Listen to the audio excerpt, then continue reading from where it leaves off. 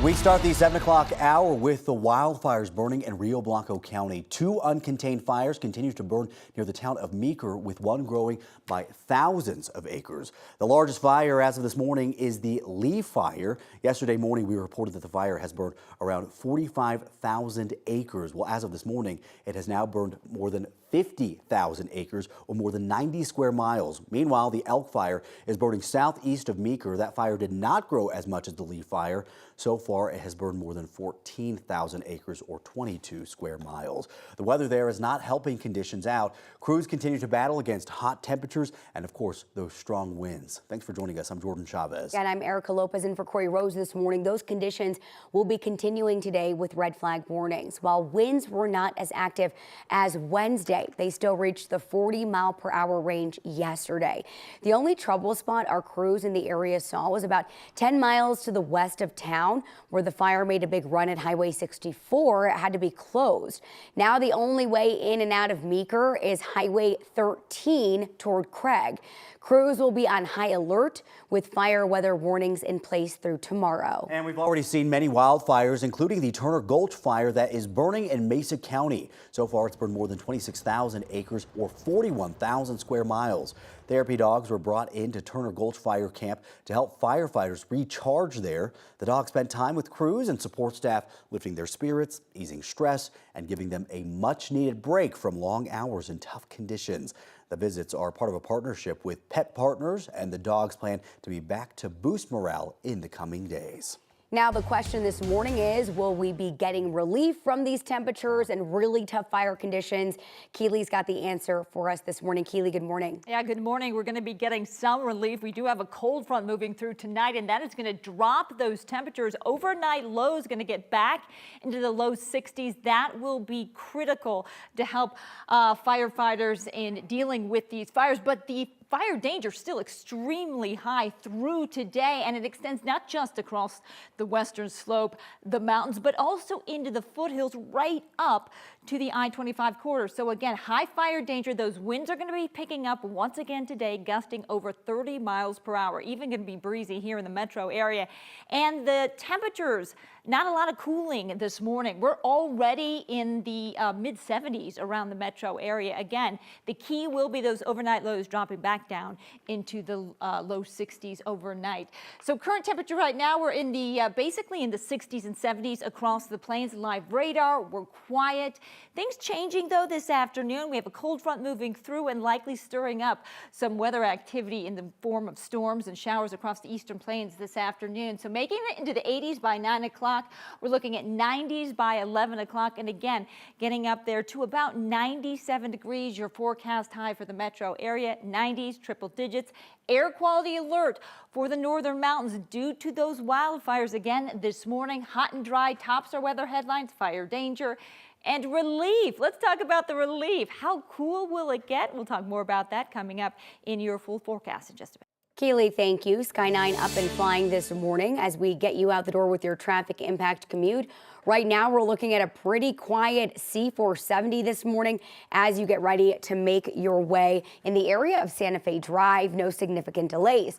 Quick check of CDOT for you this hour. Drive for you along 225 and travel and Yosemite Street. Not looking terrible. Lanes headed toward us a little bit slower. That's the southbound side of the interstate, so that is normal for this time of the morning, but definitely not the slowest we've seen out along here. Let's take you over to the map. 2 crashes we're dealing with, one on eastbound 6th Avenue in the area of Knox Court. So between Lakewood and Denver, just a little bit before Federal Boulevard. Travel for you through Brighton. We've got a southbound Highway 85 crash at Bromley Lane. And then, of course, southbound 225. A little bit of a slow spot between Parker Road and Yosemite, but overall not terrible for that whole drive time. We're looking at 15 minutes, so that's about a 5 or 6 minute slowdown. All right, Erica, thank you. Well, right now, CBI needs your help in finding this missing Indigenous person. 44-year-old Heather Ray Janis was last seen on Sunday in the area of Smith Road and Holly Street in Denver. She has brown eyes and brown hair that has been dyed blonde. Anyone who sees her is asked to call the Denver Police Department. Their number is 720-913-2000. New this morning, Douglas County crime numbers are dropping this year, but local law enforcement says they're keeping an eye on an interesting trend. Yeah, that's right. The district attorney says that in 2025, they are on pace to see a nearly 10% reduction in overall crime cases filed. They also say that serious crimes like car theft, burglary, and violent offenses are being committed by people who do not live in the county. But statistics DA George Brockler presented show overall crime is actually down. Last year, the county saw nearly 13,000 cases filed, and this year, DA Brockler says we're on pace to have about 11,600 cases, which is about a 10% reduction in overall crime. Nearly half of people arrested between last June and May live outside the county, while about a quarter of them live in the county. Another quarter of people arrested are from Denver. The rest are from Aurora, Centennial, Inglewood, Littleton, and Colorado Springs. Douglas County Sheriff Darren Weekly says they're going to do everything they can to apprehend people coming to their jurisdiction to commit crimes. It's been more than 1 year since Colorado legalized lane filtering, but a new CDOT survey shows that most riders are still not doing it.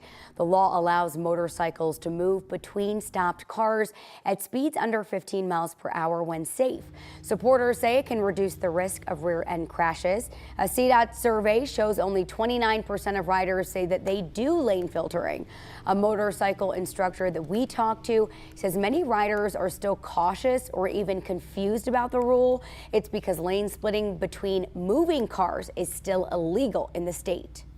I think the law is positive, and I think the longer it's in effect, hopefully more motorcyclists and motorists will understand the law and follow it. CDOT is now studying crash and safety data to help legislators decide if they want to keep this law in 2027. New this morning, it's about to get very busy on Woodman Road in Colorado Springs. Starting next month, crews are going to spend between 3 and 5 weeks repaving 1.5 miles from just east of Academy Boulevard to just west of I-25. But a related project begins Monday to repair the Woodman interchange across Academy. That job will last about 3 months, and both the bridge repair and the repaving on Woodman Road will be happening at the same time, but only during overnight hours to lessen the traffic impact. To replace the decaying rubber asphalt mix on the pavement, the city is doing something that many drivers want to see more of, using an experimental paving material called stone matrix asphalt. It's potentially more durable, although it's also more expensive. The bridge repairs is also getting a facelift that will make it more durable. We're going to be replacing the joints and updating the concrete that's been damaged. But one of the major things we're doing is changing the wearing surface over the bridge, and it has just degraded quicker than expected. So we're working with products that have demonstrated in other locations around the state to be better performing. Officials say that at least one lane of traffic in each direction will be open during the projects, and they emphasize that customers will still be able to reach the many businesses in that area. We do have a heads up for anyone in Parker. The O'Brien parking lot will be partially closed next week. The town is going to be resurfacing the lot on Monday, August 11th and Tuesday the 12th. The Talman Meadow Park will also have partial parking lot closures for resurfacing during that time. And speaking of Parker, applications are now open for Parker's Youth Commission. Parker area students can get involved and give back to the community by being part of this leadership group. The application is open to students in grades 9 through 12. This fall, the commission will be appointing 4 two-year terms and 1 one-year term. Application can be found on 9news.com. You're going to have until September 15th to apply.